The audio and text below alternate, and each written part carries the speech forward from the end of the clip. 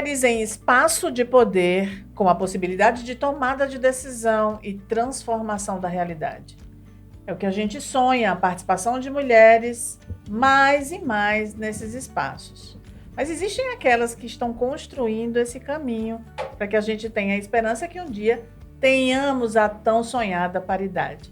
É sobre isso que a gente vai falar aqui no nosso Conexão Cast, o podcast do Conexão Mulheres Criativas. Eu sou Samela Gomes, psicóloga, empreendedora, tantas outras coisas. E estou aqui com uma convidada super especial e com minha parceira, Tanda Macedo. Olá, eu sou Tanda Macedo, cantora, compositora, psicóloga, empreendedora cultural, mãe, enfim. E hoje também estou muito feliz em conversar com essa consumidora de arte, de cultura, de economia criativa. Seja muito bem-vinda, Júlia. Obrigada, menina, muito Samela, bem-vinda. Tanda. É uma satisfação estar aqui dividindo esse espaço com duas mulheres tão potentes, né, que nos inspiram nas suas áreas de atuação e poder estar trazendo aqui um pouquinho da nossa atividade, uma atividade predominantemente ocupada por homens, e é importante trazer essa troca também, a minha experiência ao longo desses 4 mandatos como vereadora de Natal, e estou à disposição, estou entregue aqui a vocês. Muito bom tê-la aqui. E para você, acho que dispensaria até falar, mas como é de praxe, a gente precisa apresentar para vocês a nossa convidada. Então vamos lá, porque é grande e vai tomar metade do nosso podcast só falando aqui, vou tentar resumir. Júlia Arruda é publicitária e vereadora, está no seu 4º mandato, com atuação destacada na defesa das mulheres, crianças e adolescentes, pessoas com deficiência e pautas de interesse social. Foi autora do projeto que institui a Patrulha Maria da Penha e o Agosto Lilás em Natal. Também foi secretária de Estado das Mulheres, Juventude, Igualdade Racial e Direitos Humanos. O Agosto Lilás é o mês pelo fim da violência contra a mulher. Mas tem mais. Olha só, porque é importante a gente dizer isso para a gente poder ter o verdadeiro entendimento de quando a gente fala de que tem uma mulher num espaço de poder transformando realidades, a gente não está falando à toa. Eleita 2 vezes parlamentar do ano, primeira vereadora reeleita e primeira mulher a ser presidente da Câmara Municipal de Natal temporariamente, e seus principais projetos na Câmara, a Patrulha Maria da Penha, como a gente já falou, Agosto Lilás e Natal, pelo mês da conscientização do fim da violência doméstica, inclusão dos jogos paradesportivos no calendário de esportes, criação da Semana do Bebê e teste do coraçãozinho, atuação na Secretaria de Estado das Mulheres, Juventude, Igualdade Racial e Direitos Humanos, regionalização da Patrulha Maria da Penha, realização da Conferência Estadual da Juventude, implantação do RG com identificação de deficiência, realização de mutirões com implementação de novo RG com biometria e nome social. No Agosto Lilás, serão dadas palestras em escolas e associações sobre a violência doméstica, que é muito importante. Quando a gente fala de protagonismo feminino, a gente fala que uma das consequências é justamente a libertação desses espaços de violência. Em parceria com o Núcleo de Apoio da Mulher Vítima de Violência Doméstica e Familiar do Ministério Público. E o projeto de lei mais recente aprovado, Famílias Acolhedoras, que visa trazer mais humanização para as crianças e adolescentes que estão em processo de destituição familiar e necessitam de um lar temporário. Para mim, isso é uma coisa que me fala muito lá dentro, porque eu tenho um filho, né, de coração, um filho que não é biológico, mas é tão filho quanto, e eu sei o quanto isso é importante, né, para tantas e tantas crianças e novas famílias. O projeto foi aprovado na Câmara, porém vetado pelo Executivo, e deverá ter seu veto derrubado na Casa Legislativa.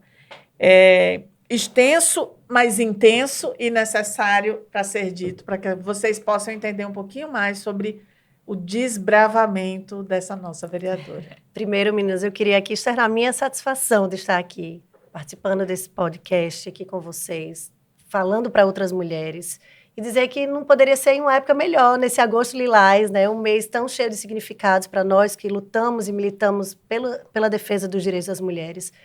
E dizer que foi exatamente sentindo a ausência de representação feminina, é que eu deixei meu conforto como publicitária de lado, minha realização profissional, que eu era realizada profissionalmente, para encarar um grande desafio, que era colocar meu nome aí para o julgamento da população e me lançar, por que não, candidata. Então, me elegi muito jovem, em 2008, e fui em busca de renovação, de reoxigenar a Câmara, de trazer o protagonismo das mulheres. Fazia, eu acho que 4 a 5 mandatos que não tinha nenhuma representação de mulheres na Câmara, e a gente está falando de uma capital Exato. do Estado, e de um Estado que é marcado pelo pioneirismo das mulheres na política. Exato. E foi exatamente por essa inquietude que eu resolvi encarar o desafio e coloquei meu nome aí para a população avaliar. E fui eleita na minha primeira experiência. Não medi esforços, fui em busca dos segmentos, de levar essa voz de juventude também, que não tinha nenhum representante jovem. E chegando lá, não foi diferente, né, de um universo predominantemente masculino. Eu escutava assim, o que é que essa menina está fazendo aqui? E aí foi através do meu trabalho, do meu comprometimento, que eu disse, eu só vou mostrar para que eu vim fazer com o meu trabalho. Uhum. E aí eu acho que muita gente não esperava nada, e quem não esperava nada se surpreendeu positivamente com compromisso, com engajamento com pautas que muitas vezes não despertavam interesse, que não eram colocadas como pautas de discussão lá na Câmara. Então, hoje eu posso dizer que 4 mandatos depois, a Câmara está bem mais aberta para determinadas pautas. A Câmara está mais plural, está mais diversa e com a maior representatividade da história da Câmara de Natal de mulheres. Olha que momento Isso é muito rico, importante, né? porque a própria presença dos mandatos femininos faz com que outras mulheres se inspirem. Sim. E por que não? Eu posso estar lá também. Então, a gente sabe que muitas vezes não basta só a vontade da mulher. Faltam muitas condicionantes para que elas estejam aí em chances competitivas de disputar uma eleição, que ela possa ser assistida com as diversas políticas públicas, né? Muitas vezes a mulher não conta com a rede de apoio para deixar seu filho, para poder estar lá na Câmara participando de audiência pública, pensando num projeto de lei, atuando numa representação sindical ou no movimento estudantil. Então, falta ainda muitos condicionantes para que essa mulher esteja ali levando a sua voz para outras mulheres.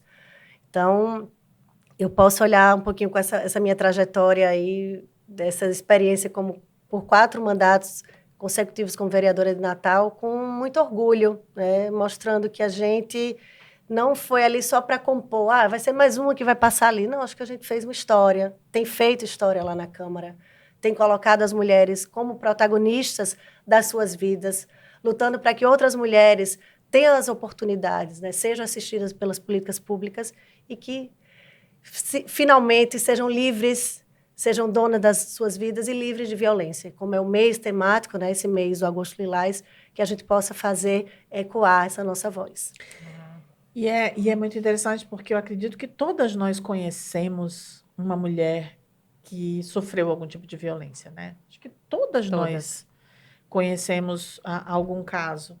E isso para mim, isso é muito representativo, isso diz muito, é muito significativo quando a gente percebe que o fato de ter sido tão naturalizado dentro de uma sociedade patriarcal, de que a mulher fosse subjugada e, portanto, passível de ser violentada, exatamente por essa naturalização que a gente chegou ao ponto que a gente chegou. Quer dizer, eu vi o último relatório de violência no Brasil, e que nós diminuímos, né, a criminalidade no Brasil, principalmente pelo Nordeste e Sudeste, que puxaram para baixo, mas a violência contra a mulher aumentou, né?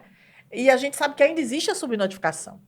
Então, quando a gente junta tudo isso, a gente entende o porquê que realmente é preciso trazer isso como pauta, desconstruir e combater também as interpretações de algumas pessoas que dizem, não, mas isso é mimimi, isso é bobagem, etc., e transformar isso, de fato, numa pauta, né, Júlia? Você tem feito isso, uma parte do seu trabalho é bastante dedicada a isso, né? Sem dúvida. Eu digo que não basta ser mulher, tem que ser mulher comprometida com outras mulheres, né? Então, assim, porque muitas vezes, muitas mulheres, infelizmente, ocupam lugares de decisão, de poder, seja numa empresa, seja num parlamento, seja numa representação pública, e muitas vezes reproduz situações, frases, comportamentos tão machistas quanto muitos homens. Sim, sim. Então, que a gente possa ter essa mulher sintonizada com os interesses das mulheres. E eu sempre digo, se for para repetir 1000 vezes, a gente está ali levantando a nossa voz, porque não é mimimi, não é besteira. Os dados estão aí para provar. E é porque existe uma subnotificação. Infelizmente, a gente ainda vive no Nordeste brasileiro, no estado, num dos países que mais tem índice de violência doméstica. Se eu não me engano, acho que o Brasil é o 5º país com maior índice de violência, de feminicídio também.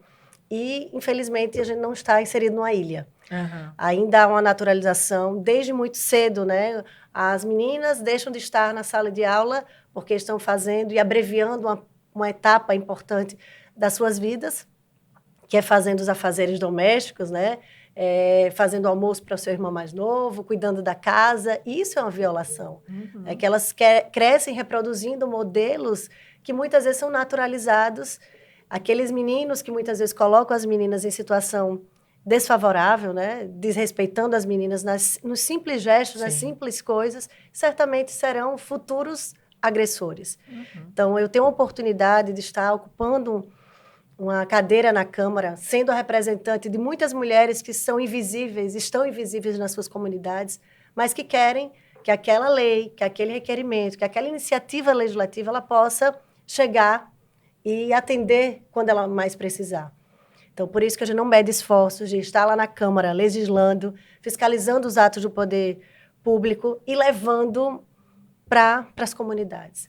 É na ponta, é na base que a gente pode levar informação, desconstruir, mostrar que muitas vezes as mulheres elas sequer sabem que elas estão em situação de violência. Elas acham que é amor demais, que é ciúme demais, mas ela está vivendo uma situação de violência psicológica. Muitas vezes ela não sabe que ela conta com a rede de apoio, ela não sabe que, enfim, são várias situações que é pedagógico mesmo. A gente tem que envolver homens e mulheres na mudança de chave no que se refere à violência doméstica. Hoje em dia, a gente já conta com algumas iniciativas, como a Lei dos Condomínios, que é para participar o síndico diante de uma situação e desconstruir aquele ditado que sempre foi muito naturalizado em briga de marido e mulher, ninguém mete a colher. E a gente tem que meter a colher e tem que salvar a vida dessas mulheres. A pandemia, ela trouxe aí várias situações, né, e ficou ainda mais escancarado as violações que aconteciam dentro do ambiente familiar, doméstico. Porque quando a mulher está trabalhando, quando a mulher ela está numa escola, é fácil, muitas vezes, uma amiga perceber um comportamento diferente ou uma situação que vai fugir do convencional, do dia a dia, e ela ficou reclusa, não deixou alternativa para ela, a não ser conviver 24 horas com o seu companheiro, consequentemente, seu agressor. Então, foi necessário ressignificar toda essa rede de apoio, não só as redes institucionais, mas, sobretudo, as redes comunitárias. Aquela amiga, um WhatsApp, saber que aquela mulher precisava de ajuda. Então, enfim, os desafios são inúmeros, né? É constante, é diário. O Agosto Lilás veio para trazer, né, dar visibilidade a uma data importante que marcou um grande divisor de águas na política de enfrentamento à violência doméstica, que foi a instituição da Lei Maria da Penha. Então, esse ano, completamos 17 anos da instituição da Lei Maria da Penha, uma lei que foi construída a várias mãos, com os coletivos de mulheres, com o parlamento, mas que percebeu que, ao longo desses 17 anos, precisávamos também fazer algumas intervenções para o aprimoramento e a eficácia da lei. E foi aí que alguns instrumentos foram aperfeiçoados, né? Porque a gente sabe que o grande coração da Lei Maria da Penha são as medidas protetivas, que é uma decisão judicial que impede que aquele agressor se aproxime da vítima. Mas, muitas vezes, ela não resguarda a vida da mulher. Exato. E aí tem que acionar alguns dispositivos, como a Patrulha Maria da Penha, que vai acompanhar essa mulher que está por decisão judicial em benefício da medida protetiva, e ela tem o direito de ir para a academia, tem o direito de ir para casa, para o trabalho, mas muitas vezes é naquele caminho que aquele agressor ele vai descumprir a decisão judicial e ele vai revitimizar aquela mulher, e é naquela ameaça que, infelizmente, um dia vai se transformar num fato consumado, que é o feminicídio. Então, o feminicídio é previamente anunciado e a gente precisa fazer com que aqueles indícios, aqueles alertas, eles sejam interrompidos. Então, tem a Patrulha Maria da Penha, o Botão do Pânico, a tornozeleira eletrônica, tem uma casa de acolhimento para aquelas mulheres em extrema situação, tem que sair das suas casas, tem que se abrigar num abrigo institucional. Então, percebemos, mas ainda sabemos que os desafios são inúmeros, principalmente, eu acho que fruto dessa cultura, muitas vezes um discurso de ódio, uma intolerância, né, que muitas vezes encoraja e legitima muitas dessas situações. Então, que a gente não possa tolerar nenhum tipo de situação que coloque a mulher em situação de inferioridade. Por isso que a gente levanta a nossa voz, articula com quem a gente deve articular, faz iniciativas legislativas e busca o cumprimento delas, para que as mulheres saibam que elas contam com essa rede de apoio. E eu fico pensando ainda, com tantos projetos, né, com tantas iniciativas como essa, esses índices, né, de violência contra a mulher aumentando. Mas vejo também muitas redes de mulheres surgindo, né, Samila? A gente foi para esse último evento aqui no teatro, e muitas redes de mulheres na advocacia, rede de mulheres com diferentes objetivos. E eu fico pensando assim, que a gente ainda tem muito que se dar às mãos, que a gente ainda tem muita coisa para construir para que esses índices nessa violência diminuem, para que a gente consiga ocupar mais lugares como o que você ocupa, né? Instituições, representar mais essas mulheres. Quanto a gente ainda tem por fazer, né? Mesmo quanto mais a gente faz, mais a gente tem para fazer ainda. Eu sempre digo que nunca se falou tanto em violência, né, em mulheres. Você sempre falava no 8 de março e ficava ali, mas diuturnamente a gente tem uma pauta, são coletivos sendo formados, mulheres na advocacia, mulheres na engenharia civil, mulheres sindicalistas, então tem fortalecido esse movimento. Essa semana mesmo está acontecendo em Brasília a Marcha das Margaridas, né, então várias... Tá lá. Olha aí, várias mulheres, né, levando as suas propostas, levando as suas angústias, as suas indignações, enfim, os seus anseios, né, para o fortalecimento dessa política pública de mulheres. Então, é algo muito revolucionário que a gente vive hoje. Com certeza. Então, é algo que, como eu falei, eu pude acompanhar um pouquinho essa evolução, mesmo que limitado no âmbito do município, mas a gente percebe hoje um ambiente bem mais favorável, né, para ouvir as mulheres serem ouvidas, as mulheres tomarem as suas decisões. Então, isso é muito significativo. E não esqueça, se você estiver no YouTube, deixe seu like, se inscreva no canal, porque isso é muito importante para a gente. Eu queria que a Tanda desse um recadinho aqui para a gente. Agradecer aqui de coração aos nossos patrocinadores, quem acredita no Conexão Cast. Governo do Estado, Fundação José Augusto, Lei Câmara Cascudo, Esther Bom, Prefeitura do Natal, Programa de Alma Maranhão, Unimed Natal, apoio do Instituto de Radiologia, O Boticário, Empodera Academy e Harmony Harris. Muito bem, muito bem. Que provavelmente as próximas gerações já vão nascer aí dentro de eu espero, pelo menos numa perspectiva muito diferente. Quando a gente vai estudar, e eu tenho estudado muito sobre isso nesses últimos 2 anos que a gente está aqui, né, fazendo esse trabalho em prol das mulheres, e eu tenho estudado muito a perspectiva histórica mesmo, essa historicidade que trouxe a gente para esse lugar, né?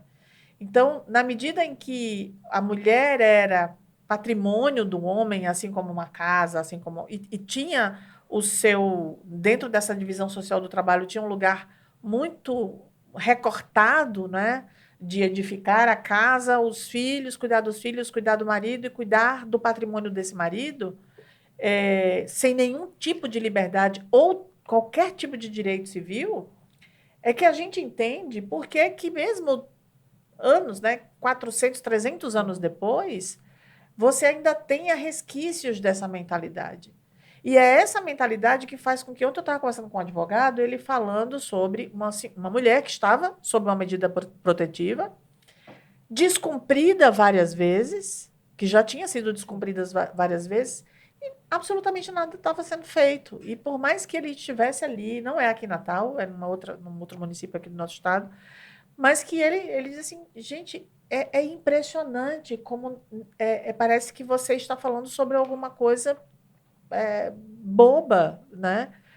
E isso é muito grave. E eu disse, mas o entendimento das pessoas que olham para essa situação e veem isso como uma questão de bobagem, uma questão boba, enfim, é exatamente essa visão que a gente carrega lá de trás, né? Não, mas essa mulher é propriedade desse marido, então ela tem que se submeter a isso, faz parte da vida. Isso é terrível, né? Mas ela ainda existe.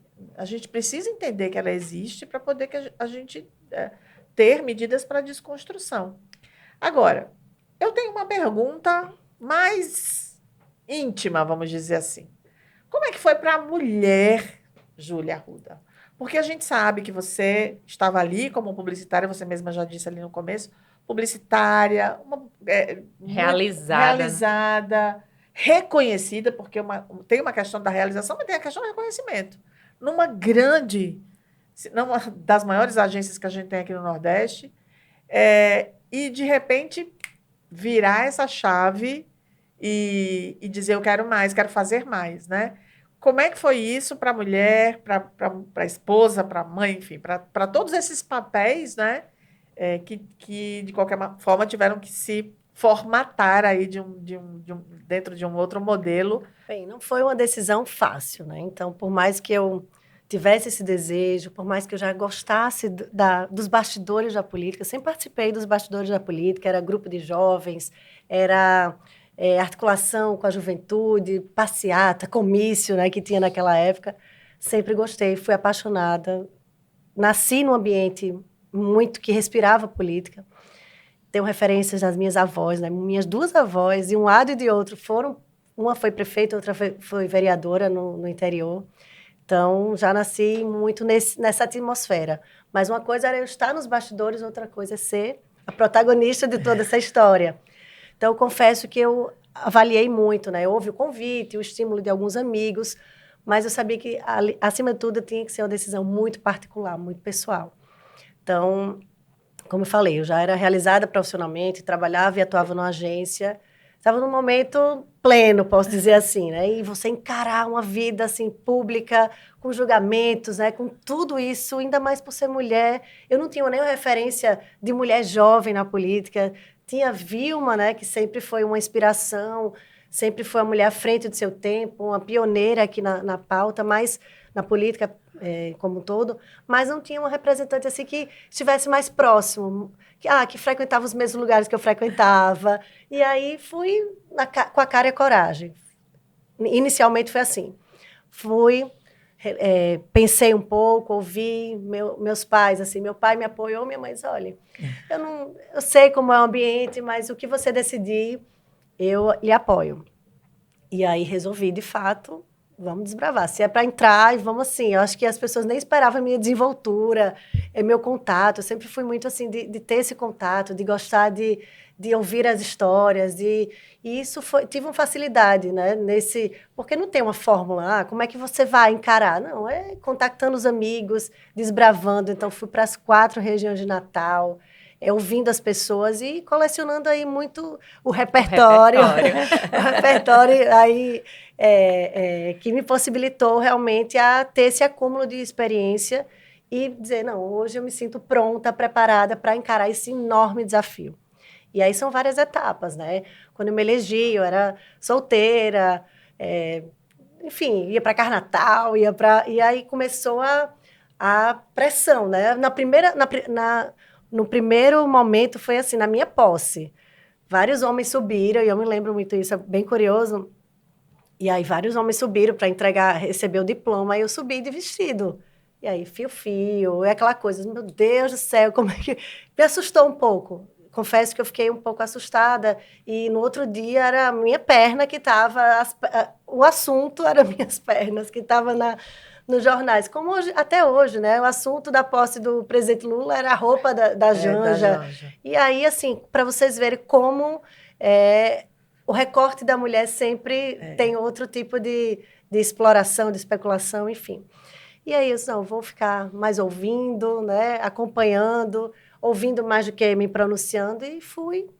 E aí, logo de cara, eu assumi um grande desafio que, à época, ninguém queria, que era assumir uma CPI. Era uma CEI que investigava a gestão e nenhum vereador queria.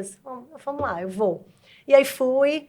E aí, eu acho que foi através desses meus posicionamentos, dessa minha postura, até ousadia em determinadas situações, que eu acho que eu fui adquirindo um pouco, não só do respeito por parte dos colegas, mas da opinião pública, da imprensa, e fui conquistando meu espaço.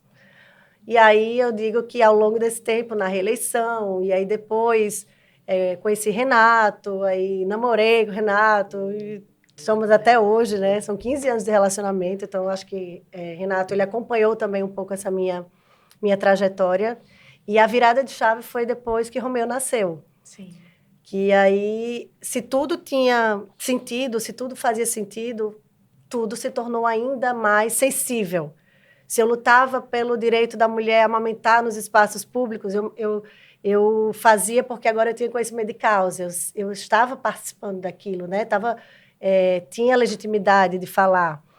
E aí eu acho que ressignificou ao ponto de deixar tudo mais com sentimento, né? Com mais empatia, com mais dedicação.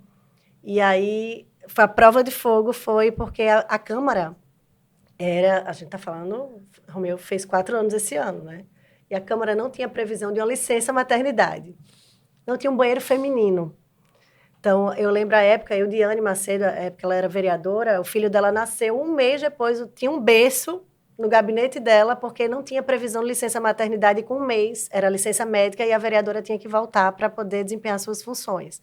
E comigo, a gente mudou o regimento e eu fui a primeira vereadora a utilizar a licença maternidade, mas eu era em casa, tentando amamentar, que é um capítulo extremamente desafiador da maternidade. E o assunto, a pauta do dia, da ordem do dia, era a minha licença maternidade, que os vereadores queriam voltar a ser como era antes, que era ser uma licença médica. Então, e aí, consequentemente, eu não amamentei, estresse, né? O leite não desceu. Então, assim, foram situações que eu disse, minha gente, e aí, é isso tudo, num momento tão significativo da sua vida, você está acompanhando aquilo com muita frustração. Apesar da gente ter chegado num ponto, né, 4 mandatos, 3 mandatos na época, tudo, mas a gente é tipo um retrocesso. Sim, né? sim. E aí... E é violento isso. Isso. É muito violento. E aí seguimos, mas eu digo que depois da maternidade são várias etapas. É o início, quando eu fui ali, e eu confesso que eu deveria ter feito a terapia antes de entrar, porque eu fui sem pensar muito na responsabilidade. Não é nem responsabilidade, que eu sempre soube da minha responsabilidade, mas nesse universo. Tanto é que assim, eu saí da publicidade, que era um ambiente... Trabalhava de rasteira, termos coloquiais, sabe? Assim, termos muito gíria. E aí eu fui para a formalidade de um parlamento, Vossa Excelência. Então, tudo ali depois caiu a ficha e deu uma mexida na cabeça. Imagina. Mas depois tirei de letra. E assim, sempre me impus, nunca dei brecha para... num ambiente tão masculino, ter algum tipo de piadinha, de interpretação. Então, nunca passei por esse tipo de situação de assédio ou de ser colocada, não ser escutada por ser mulher. Então, acho que eu quis deixar minha digital desde o início, me impondo, conquistando o meu espaço. E eu acho que foi isso que não tinha nenhuma fórmula, nenhuma referência, mas eu acho que hoje eu posso dizer que eu posso ser uma referência para muitas outras que chegam lá. Pelo seu trabalho, pela maneira de enfrentamento, né? Então, acho que a fórmula, você encontrou a sua, né? Que é de mostrar o seu trabalho, os resultados do seu trabalho. Mais uma dúvida, e hoje em dia tem a licença maternidade ou não? Tem. Não conseguiram. Viram? Foi tão desgastante que... Que bom. Mas eu voltei, com 2 meses eu já tinha voltado, né? Não consegui usufruir a licença maternidade. Isso é uma questão importante, porque, assim, o que eu vejo é que a luta pela paridade, ela não é uma luta para que mulheres sejam iguais aos homens. Mulheres e homens são diferentes. Equidade, né? Exatamente, é uma questão de equidade. Então, eu vejo muitas situações em que a gente está discutindo sobre essa pauta e as pessoas dizem assim, então... Tudo bem, então agora você não pode ter licença maternidade, você não pode ter isso, você não pode ter aquilo. E, na verdade, essa é a questão muito cara para mim, porque filhos precisam de pais e mães, né? Precisam de responsáveis, precisam de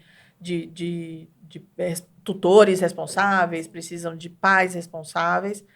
Mas, quando a gente está falando de mãe, por exemplo, a gente está falando de algo muito específico. Ainda que aqui, por exemplo, o meu filho, que é adotivo, né? Ainda que eu não o amamentasse, mas aquele momento que ele chegou para mim recém-nascido, aqueles momentos de adaptação, de adaptação, né? de dar aquela mamadeira ali da madrugada, da troca dos olhares, da sensação de segurança, tudo isso a gente sabe que é importante. E a gente sabe que isso tem uma influência na formação de pessoas, né? Então, a sociedade, assim como deve resguardar os seus biomas, assim como deve resguardar uma série de coisas para que a vida continue acontecendo, ela deve resguardar as mães, Sim. né? E a gente vê isso acontecendo, assim, isso sendo violentado de todas as formas. Você estava falando aí sobre a questão da Câmara, e eu lembrando que quando o Pedrinho foi adotado, quando saiu a adoção, etc., que eu dei entrada na empresa e tudo mais, quando a gente fez a venda da empresa e disseram que os executivos iriam sair, até hoje eu brigo na justiça pela licença maternidade de Pedro, que eu não pude gozar, porque a gente estava num momento de extrema complicação ali, justamente com a venda dos ativos. E aí, na hora da demissão, não quiseram pagar, não quiseram reconhecer a minha licença maternidade, quando isso enfim, é um direito constitucional. E são situações que não voltam.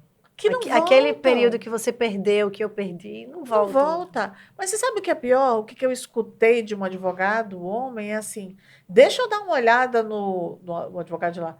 Deixa eu dar uma olhada no seu contrato, porque provavelmente deve ter alguma cláusula dizendo que você não tem direito a isso. Eu disse, meu filho, a Constituição direito, garante Tem esse contrato direito. que... Mas são essas verbalizações, é esse mindset, é essa forma de ver a mulher, de ver a maternagem, de ver tudo isso que a gente vive de uma maneira tão viesada negativamente, que faz com que a gente continue trabalhando em prol dessas pautas, né?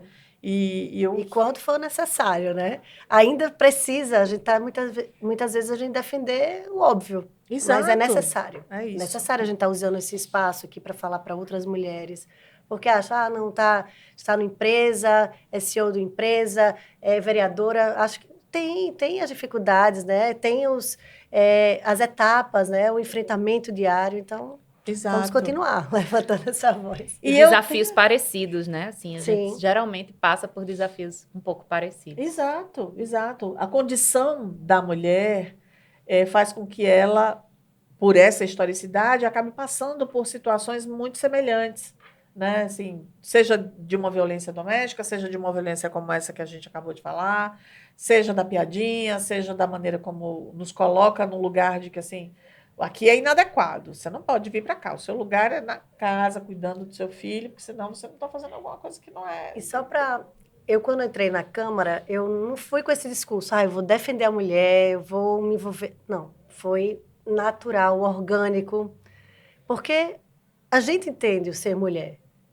E seria, assim, estranho se eu não tivesse essa sensibilidade, essa empatia.